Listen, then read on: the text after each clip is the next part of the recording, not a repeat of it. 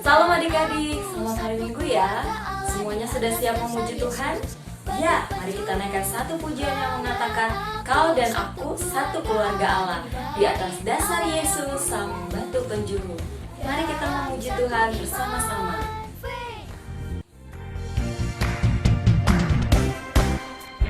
Kau dan aku satu keluarga Allah di atas dasar Yesus batu penjuru. Kau dan aku satu keluarga Allah jadi bait Allah yang kudus. Kau dan aku satu keluarga Allah di atas dasar Yesus batu penjuru. Kau dan aku satu keluarga Allah jadi bait Allah yang kudus. Dalam satu iman, faith, satu pengharapan, hope. Dalam satu kasih, love, satu kasih Tuhan. One faith, hope and love. Kau dan aku satu keluarga Allah di atas dasar Yesus batu penjuru. Kau dan aku satu keluarga Allah jadi bait Allah yang kudus. Jadi bait Allah yang kudus. Jadi bait Allah yang kudus. One faith, hope and love. Nah, hari ini kita akan kedatangan bintang tamu. Siapa ya bintang tamu hari ini? Ada yang tahu? Ya, bintang tamu kita hari ini adalah seorang Profesor for Christ. Yes, he's smart and he knows a lot. He's the professor.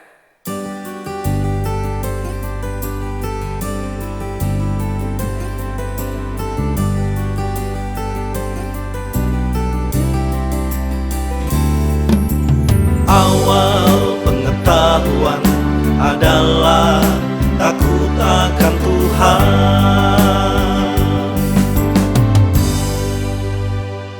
Inilah kunci untuk menjadi pintar. Salam, apa kabar teman-teman hari ini? Ya, luar biasa. Karena kita punya Tuhan Yesus yang luar biasa dalam hidup kita. Kali ini, Profesor akan mengajak kita belajar bersama-sama tentang sebuah batu penjuru bagi bangunan atau rumah. Nah, teman-teman pasti masih ingat kan bagian-bagian rumah? Yang pertama adalah fondasi. Biasanya ada di dalam tanah. Di atasnya ada dinding, ada pintu, ada jendela, ada kamar, ada ruangan, ada atap, dan lain sebagainya. Itulah pentingnya fondasi bagi sebuah bangunan. Ketika fondasinya kuat, maka akan menentukan kuatnya berdiri sebuah bangunan tersebut. Nah, pembuatan fondasi biasanya dibuat dari batu. Awalnya disebut dengan peletakan batu pertama atau disebut dengan batu penjuru. Nah, pembangunan selanjutnya akan diikuti dari batu penjuru tersebut. Nah, batu penjuru sebagai pusat struktur bangunan tersebut. Itulah pentingnya sebuah batu penjuru bagi sebuah bangunan atau rumah. Nah, yang kedua, Tuhan Yesus sebagai batu penjuru menjadi dasar untuk kita, menjadi dasar bagi gereja bertumbuh dan berkembang. Nah, gereja bukanlah gedungnya. Gereja bukanlah bangunannya. Gereja adalah kita yang percaya menerima Tuhan Yesus sebagai juru selamat kita. Gereja adalah orangnya. Nah, teman-teman, Pasti masih ingat kan? Satu lagu dia menyatakan, aku gereja, kau pun gereja, kita sama-sama gereja. Nah, teman-teman akan buat videonya dan gerakannya. Ajak Bapak, ajak Mama, ajak adik, ajak kakak, dan video ini akan kita saksikan di minggu depan. Siapa yang membuat gerakannya yang terbaik akan kita umumkan di minggu depan. Sampai jumpa. Tuhan Yesus memberkati kita. Salam. Aku gereja, kau pun gereja, kita sama-sama gereja, dan pengikut Yesus di seluruh dunia, kita sama-sama gereja. Gereja bukanlah gedungnya, dan bukan pula menaranya.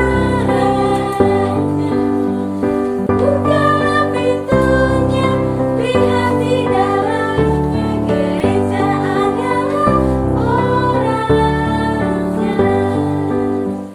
Adik-adik yang terkasih dalam Tuhan, mari kita siapkan hati kita. Kita akan mendengarkan firman Tuhan hari ini. Namun sebelumnya mari kita naikkan satu pujian yang mengatakan Ku dicipta mulia.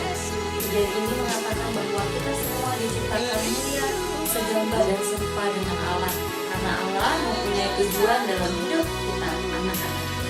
Mari kita naikkan pujian ini bersama-sama.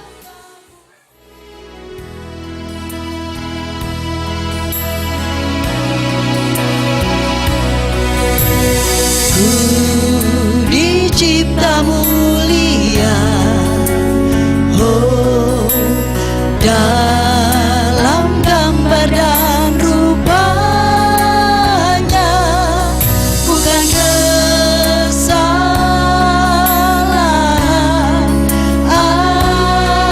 ataupun kebetulan. Ku dirancang untuk tujuan Tuhan, ku berharga, ku istimewa, ku berharga, ku istimewa. Syukur padamu Yesus, kerinduanku hanya satu, ku jadi penyembahmu. Dahsyat dan ajaib, dahsyat dan ajaib, kejadianku, sempurna karyamu Yesus.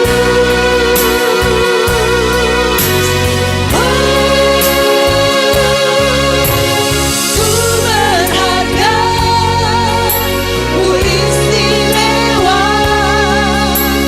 syukur padamu Yesus. Kerinduanku hanya satu, ku jadi penyembahmu. Kerinduanku hanya satu, kerinduanku hanya satu, ku jadi penyembahmu, ku jadi penyembahmu, ku jadi penyembahmu, ku jadi penyembahmu, ku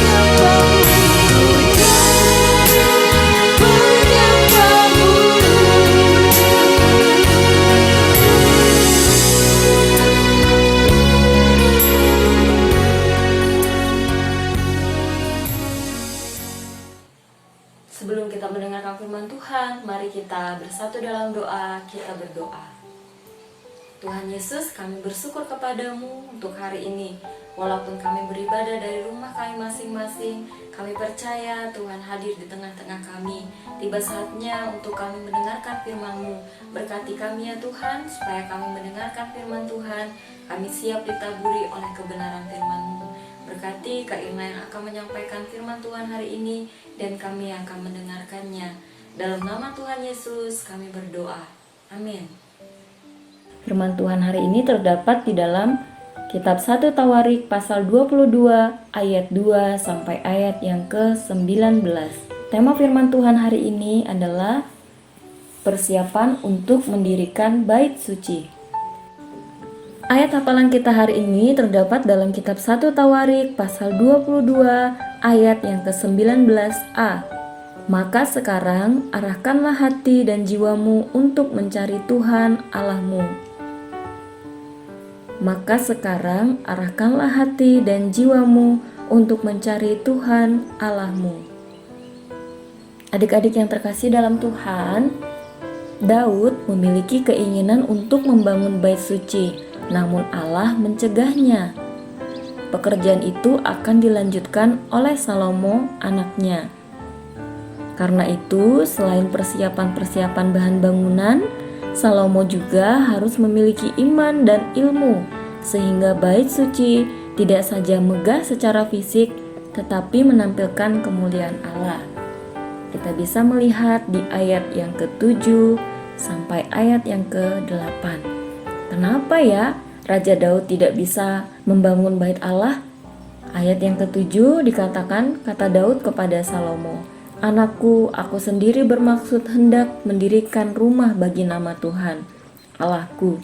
Tetapi firman Tuhan datang kepadaku demikian, telah kau tumpahkan sangat banyak darah, dan telah kau lakukan peperangan yang besar.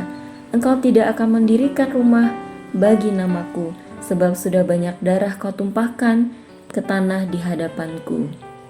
Sesungguhnya, seorang anak laki-laki akan lahir bagimu, ia akan menjadi seorang yang dikaruniai keamanan. Aku akan mengaruniakan keamanan kepadanya dari segala musuhnya di sekeliling. Ia akan bernama Salomo. Sejahtera dan sentosa akan kuberikan atas Israel pada zamannya." Teman-teman masih ingat di dalam 1 Samuel pasal 18 ayat yang ke-7. Di sana ada perempuan yang menari-nari, yang menyanyi berbalas-balasan, katanya, "Saul mengalahkan beribu-ribu musuh, tetapi Daud berlaksa-laksa." Nah, ini yang membuat Allah juga tidak mau Daud untuk membangun bait Allah. Daud berpikir bahwa Salomo masih sangat muda dan kurang berpengalaman. Dan rumah yang harus didirikan bagi Tuhan haruslah luar biasa besarnya, sehingga menjadi kenamaan dan termasyur di segala negeri. Sebab itu, Daud menyiapkan persediaan untuk pembangunan bait Allah. Di dalam 1 Tawarik pasal 22 ayat 14 di sana dikatakan, "Sesungguhnya sekalipun dalam kesusahan aku telah menyediakan untuk rumah Tuhan 100.000 talenta emas, 1.000.000 talenta perak, dan sangat banyak tembaga dan besi, sehingga beratnya tidak tertimbang. Juga aku telah menyediakan kayu dan batu, tetapi baiklah engkau menambahnya lagi." Demikian kata Daud, ayahnya. Adik-adik, ternyata Daud dan Salomo mempunyai banyak pekerja, pemahat batu, tukang-tukang batu dan kayu, dan orang yang ahli dalam segala macam pekerjaan. Kalau sekarang di Indonesia kita kenal dengan nama arsitek atau ahli bangunan, tukang kayu, dan masih banyak lagi. Mereka mulai bekerja dan Tuhan menyertai pekerjaan pembangunan bait Allah. Nah, kemajuan teknologi dan ilmu pengetahuan juga dapat dipakai untuk meneguhkan iman dan pekerjaan Allah. Sebab pengetahuan dimulai dari takut akan Allah. Dengan memadukan iman dan ilmu yang kita miliki, kemuliaan Allah bisa dinyatakan di tengah-tengah kehidupan kita semua, sehingga kita bisa menjadi berkat bagi semua orang. Nah, melalui renungan ini kita diajarkan bahwa hikmat dan ilmu dapat berpadu. Kita bisa memiliki hikmat, kita bisa belajar, kita memiliki ilmu untuk kita terapkan dalam hidup kita sehari-hari sehingga nama Tuhan dimuliakan.